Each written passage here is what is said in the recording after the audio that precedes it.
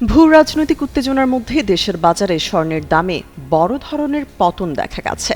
গত দুদিনে টানা 2 দফা দাম বাড়ানোর পর এবার স্বর্ণের দাম কমানোর ঘোষণা দিয়েছে বাংলাদেশ জুয়েলার্স অ্যাসোসিয়েশন বাজুস।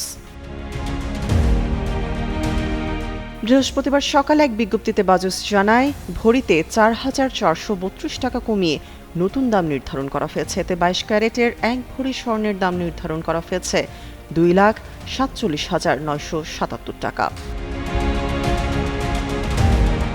নতুন নির্ধারিত এই দাম বৃহস্পতিবার সকাল 10টা থেকেই কার্যকর হয়েছে বলে জানানো হয়েছে বিজ্ঞপ্তিতে।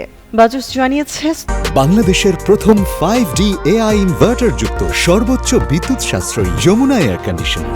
স্থানীয় বাজারে তেজাবি স্বর্ণ বা পিওর গোল্ডের মূল্য কমে যাওয়ায় সার্বিক পরিস্থিতি বিবেচনা করে স্বর্ণের এই নতুন দাম নির্ধারণ করা হয়েছে। নতুন মূল্য অনুযায়ী দেশের বাজারে প্রতি ভরি বা 11,664 গ্রাম 22 ক্যারেটের স্বর্ণের দাম এখন পড়বে 2,47,977 টাকা।